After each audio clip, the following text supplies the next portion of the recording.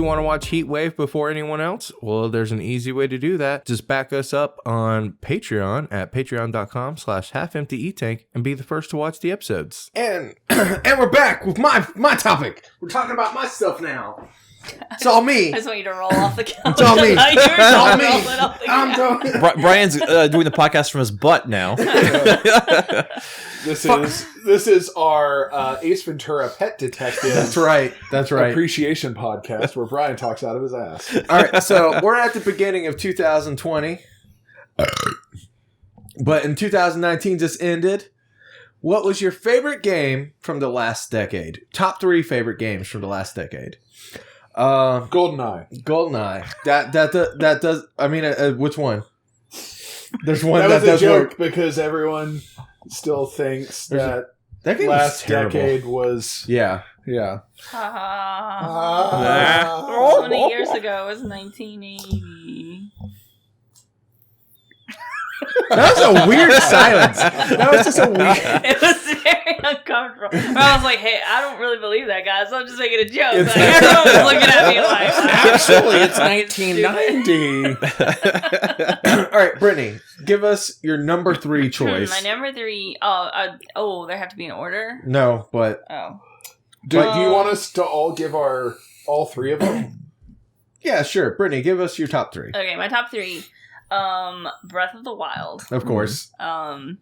I played that game so much. I 100%ed that game recently, actually. Like, a couple months ago, I guess now. I found every Korok seed and got that big golden pile of shit, and it was completely worth it. I want to play it again. The next one is BioShock Infinite. Okay, nice. Because I love the BioShock franchise, and Infinite was really awesome. I liked all the games. I even liked the second one, but I didn't make it onto my list. But the third one definitely was really awesome. And then this one was really hard to choose between 2 different games that are pretty similar. But I had to go with Stardew Valley as my third one. I have invested so much time into that game. Pretty much bought that game on every system that there is available to buy it on. Yeah. Just played so much of it. So those are my top 3. Do you want me to do my honorable mentions or later? No, let's do honorable mentions in a bit. But let's talk about like some of those games though, because one of the ones that I was going to put on my list, but I'm just trying to not. I know that Breath of the Wild was going to be on yours. Yeah. Breath of the Wild is probably my favorite game of the last decade. Yeah, because we all lived together, except Jairus. When the game came out, and we had this really... We only had one Switch, too. Well, between me and you. Yeah. Hutch had one as well. And we just spent so much time like, hey, have you checked out this area yet? Because I remember Brittany was like, I went to a place that was complete darkness. I was like, where the fuck is that? Yeah, it was really cool because it wasn't lineal, so you could go wherever you wanted to. And so everyone went in different directions. And I just remember that was probably like one of the first times that I played a new game and just felt really excited because I just was like, wow, this is a whole new world that I get to explore. I feel like part of my reasoning for playing that game constantly is trying to get that feeling again, but which I'll never get again because now I know it like the back of my hand, and it's not like discovering something new anymore. Yeah. But I loved that feeling, and a lot of people have suggested other open world games to me, but what was so appealing about Breath of the Wild is that I was already familiar with the Zelda universe, and a lot of the stuff was it was new, but also felt familiar. And aesthetically, it was just really pretty. Yeah. Because like some people have told me like you should play Skyrim, but they told me that like years after Skyrim had been out, and it's not as pretty as Breath of the Wild, so I couldn't really get into it. So.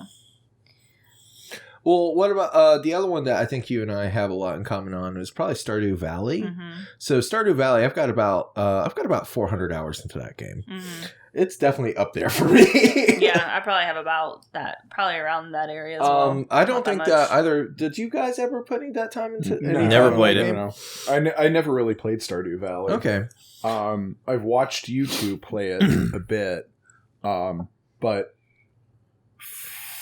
the Animal Crossing Stardew Valley, it's not really a thing that draws me in. Okay. I understand that it's a very relaxing game.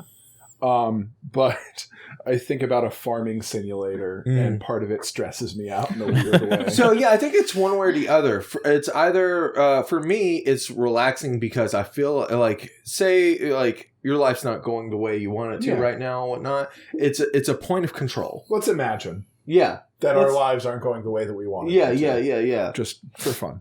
And I think Not when the for game real. came out, Brittany and I were very much in that situation. Yeah. And we were just like, I can control this. I can make this like nice. Yeah. And that was a very rewarding and therapeutic game for me because of that. My brain gave me the good chemicals for playing that game. Yeah. For me, my life isn't going the way that I want it to. I need to feel like I have control over it is actually one of my top 3 games. Wow. And it's Saints Row 4. That game is amazing. Yeah. Perfect. Because it much like Breath of the Wild, like kind of took me aback with how much fun it was. And it's, it's a schlocky kind of parody of, Grand Theft Auto and Mass Effect and all of that. And it's just a shit pile of fun. It is absurd, and you can jump a mile in the air and then punch a car. Yeah.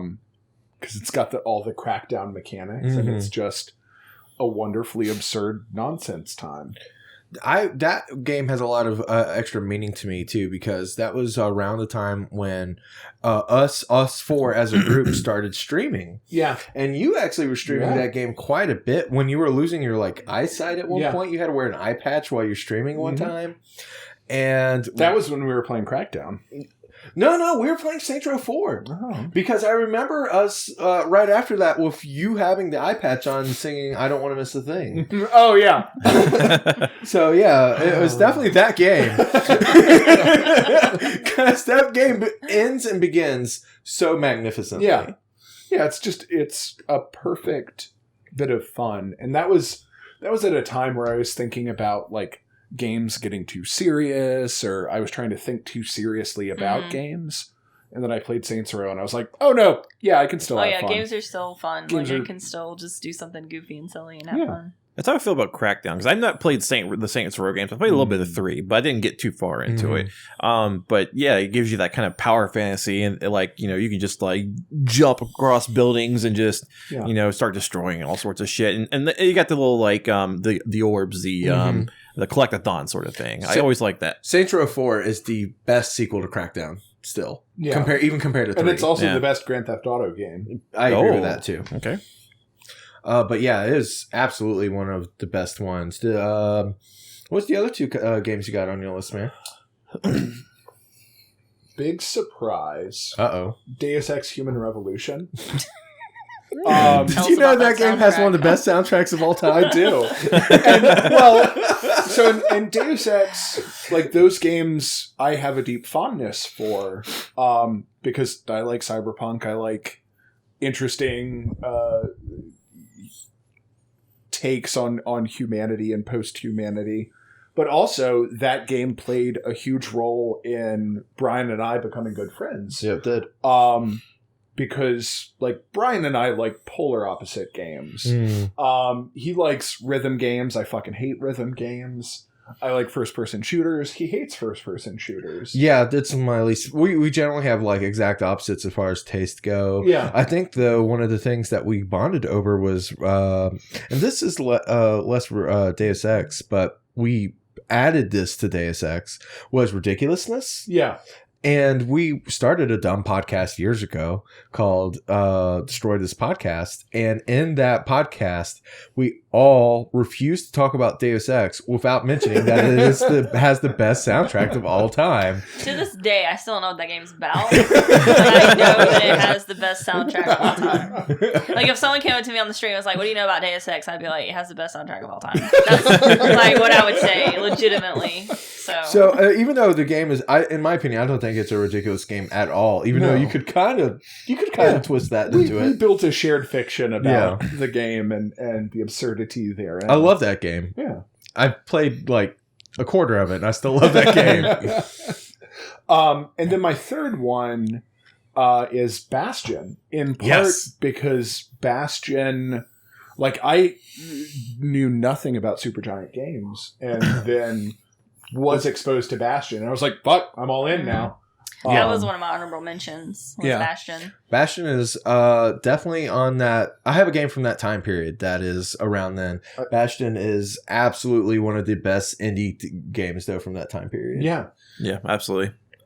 It's got great music. The action's fantastic, and I love the narration. Like, narration's, guys love it. I got to see an orchestra do Bastion Transistor music recently, and it was one of the best experiences. Oh, wow. So Bastion I'm really jealous of that. Was the first video game soundtrack that I just listened to, just like in the car. Yeah. Like, that was my turning point of where I can listen to video game music when I'm not playing the video game. Yeah. So that was the first time. There's just some great songs in it. Yeah, it's really good. And there's something to be said about, because like most video game soundtracks are like, here's the da da da da da da da da da, and like, and that sound is pleasing and I like it, but I wouldn't listen to it like exactly while I'm jogging or in the car or whatever. You know, me and Hutch are bopping to that right now. But these two nerds over but here. It's like the kind of diegetic. It plays a role in the game music. Isn't as listenable as, oh, when removed from the context of this game, this is a good song. Yeah. And this like maintains as a good song, even if you're not playing the game. There's quite a few of those, though. Darren Norb deserves a lot of credit for all of the soundtracks and music that they've made in that. But one of my favorite things to consider is that Supergiant Games hired him full time. And they had like 5 employees. Yeah. But they realized how important audio was. Yeah.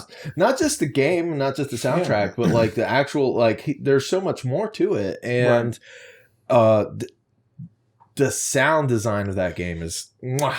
Yeah.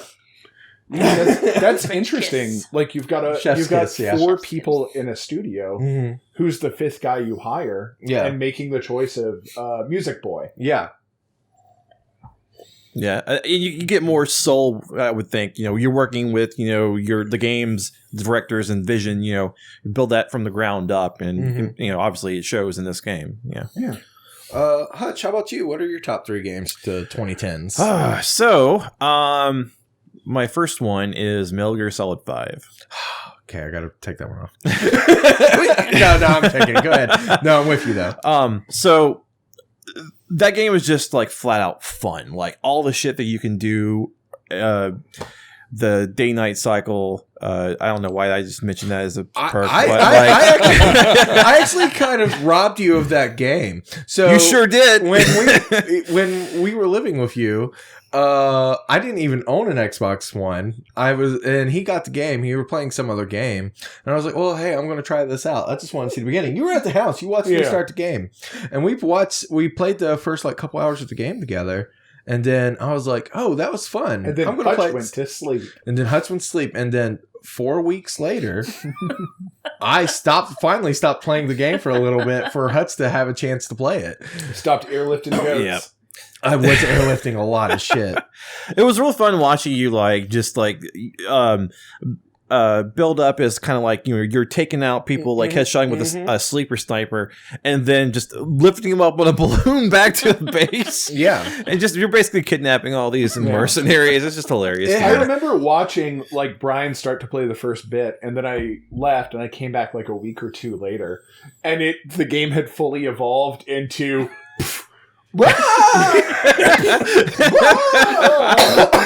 I was like, okay, I've missed a thing in the evolution of this gameplay. That game has the perfect like cycle of like base building, but the process of the missions process of building your base was also fun. The metagame and the actual gameplay of the game worked in tandem in such the perfect way that it was very, very addictive. Yeah.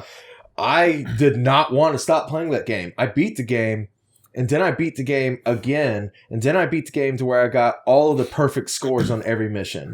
Holy shit, dude. That's hard. Yeah, no shit. Like when they started like doing missions where you have to redo things, like that was I did the minimum I could to get through was it Mission 61 or whatever, the last one. So you see the epilogue. You actually were keeping up with the story though. I was more on the gameplay. They hide the story through tapes that you have to listen to, which I think we're good. It was annoying you have to get it through that, but it was at least there. Yeah. And it was batshit insane, all of it.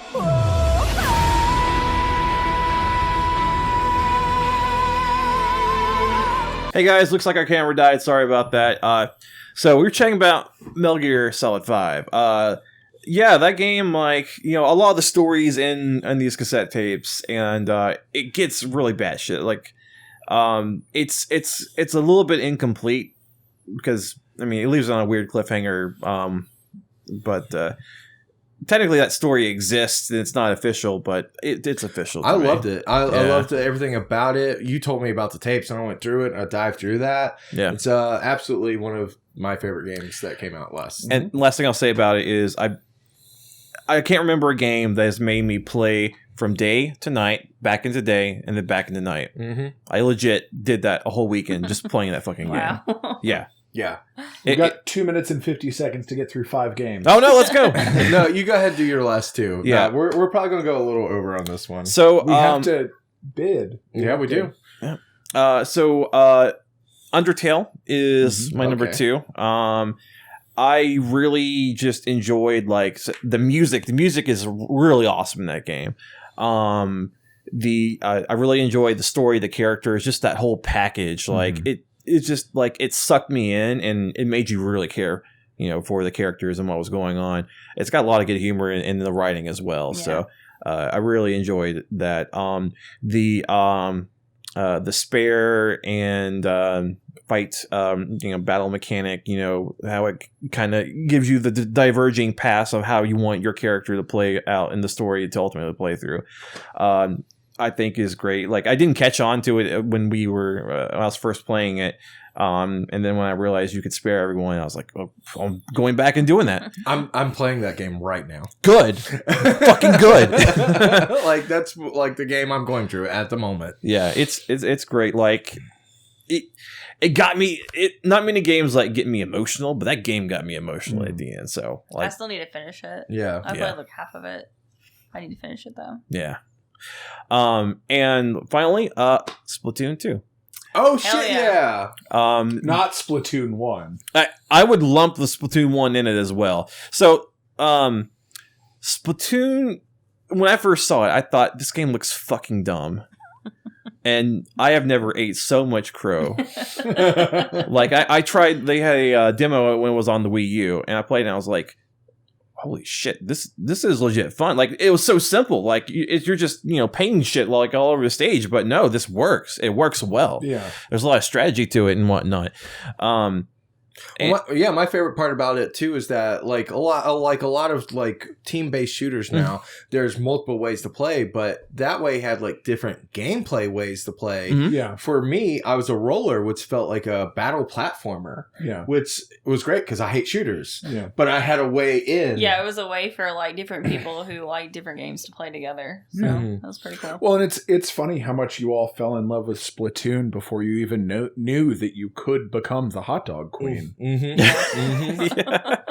The hot dog queen, being hot dog queen was just like the best bonus. Yeah. Okay. Yeah. Fringe hot dog benefits. I hate being the mayo queen, but I'm that too. Yeah. Well, concessions. But a big part of it was, getting to play with you guys, playing with friends.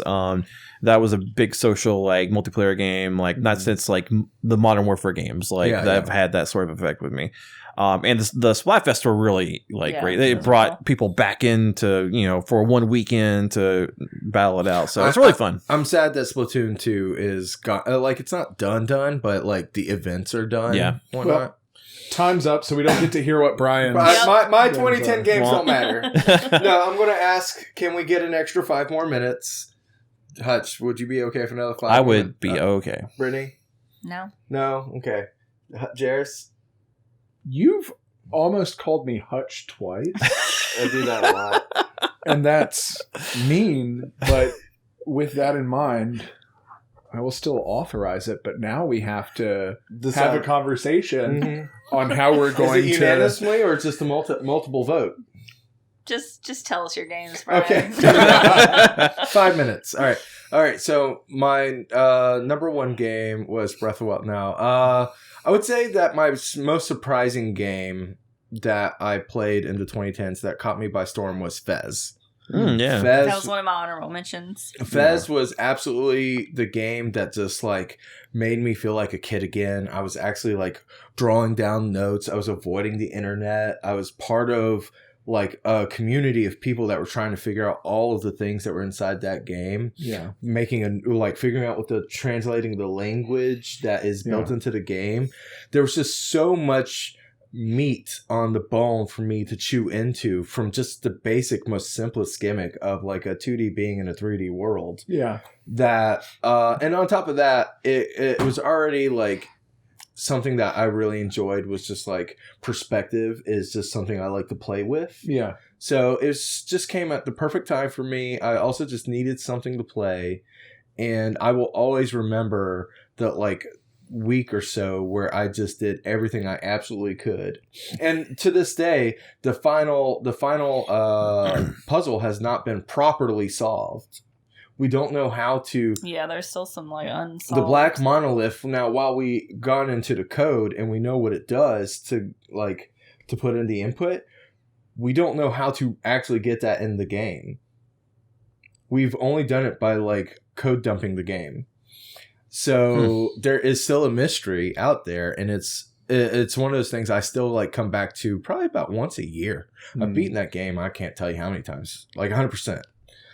After that, I would have to say Portal 2. Yeah, Good Portal 2 choice. was really good. Portal 2 was one of the most unlikely games for me. I didn't think anything would ever outdo Portal 1. Portal 1 was just a pristine, perfect little tiny bite-sized experience. Yeah. And there's just no way they were going to build on that and make it not like there wasn't going to be a downside to it. But as I was progressing more and more through Portal 2, all that good Cave Johnson story. holy shit, it was so good. Of course, they got the perfect actor for that. Yeah. Somehow they had 2 good songs at the end. And just one of those things that I go back to every now and then. And oddly enough, me and you still So never played it's the funny, co-ops. like you hassled me to like hurry up and play it, and like I was playing it, and you were like, "Oh, just finish it," because you wanted to play the co-op. And it's like how many years? It's like 9 years later. Yeah, we still haven't have not done it. played the co-op, so now I Have feel like you I have beat it? to. I Play have it never again. even played co-op. I haven't looked shit. at it. Yeah, Me and Brittany have still got to put. Yeah, we that's still on our haven't played the to-do co-op. list. So Wow. we still have to do that. I've only played the story, so me and Brittany, we really need to Yeah, do we should that. probably do that. Get to it. We just make a weekend and just do it. And then my last game is, I'm not sure if this is a cop-out or not, but it's Pokemon Go. No. I think Pokemon Go Pokemon was Go is good. one of the most entertaining, weirdest experiences of my life I with still a play. video game. I still play it a little bit too. Yeah, but like when that game came out, the world collectively got wholesome all of a sudden, and we just walked around and went outside, and you could just tell that person's playing Pokemon Go, and people just walked up to each other and talked to each other. Yeah, it was really cool. It was one of the weirdest experiences of like not just video games, but of my life, of just being able to talk to anyone on the street and have some type of thing to talk about. Yeah. And I don't think I will ever have a video game experience like that again. Well, it was interesting. I should lean back into the microphone. You're fine. It was interesting to watch that. Like, I played Pokemon Go a little bit, Mhm. but I didn't get into it to that degree. Okay. But it also seemed like it was fucking everywhere. Like, Mhm. Yeah. everyone cared about it, even people who don't play video games. Yeah. Yeah, my mom plays it. Yeah. It was my first Pokemon game, technically. Technically, well, I played Red. It popped his Pokemon cherry. We've had enough Pokemon cherry popping this episode. Cherry poppin' Poke Daddies. I gotta say, like, that game, I've never, like, driven around like the cemetery that's next to my house until that fucking game came out. I was like, oh, we would drive around that cemetery. Oh, and there'd be like rows of cars just going in a circle around the cemetery, getting all the Pokestops in the middle of the night. It was one of my favorite Unfortunately, games. they changed that, though, because I guess like certain businesses and places could request that their stops get taken down, and I'm sure the people at the cemetery were like, we can't have all these fucking kids in the cemetery. They have a few gyms there now, but it's not like how it used to be. I spent my entire lunch break playing that game, and when I was working at soccer.com, I would just drive around this like 2 blocks in downtown Hillsboro, just getting Pokestops and like getting gyms and whatnot. One of my honorable mentions, like everyone's mentioned them except for this one, it was also like a mobile game. It was Monument Valley. Oh, Okay. that's a great one. Yeah, I love Monument Valley, and I really wanted to come to a console, and I want to buy all the merch for it. I'm actually really surprised you didn't mention Papers, Please. I thought about it, but there's so many games though. It's really hard. Yeah. Like Animal Crossing is another one, New Leaf. That one, that one was a toss-up between Stardew Valley and Animal Crossing, but I felt like the year that we spent playing it kind of like... Destroyed it? Not destroyed it, but definitely diminished it a little bit. Like, I still love the game, but I'm looking forward to the new one. So I have a new thing to love versus, like, New Leaf. So, for me, I guess we have breached the time allotment. that is true. Dark Souls. We have rules for a fucking reason. All right. Well, guys, thank you so much for tuning in to this crazy episode. Sorry about the camera break. But yeah, we'll be back next week with another episode of HEETwave. Bye, everybody. Bye. See you then. Sports. Like, comment, subscribe. Like, comment, subscribe. Like, comment. Like, comment, subscribe. Do you like coming, subscribe? Come to Spider-Bird.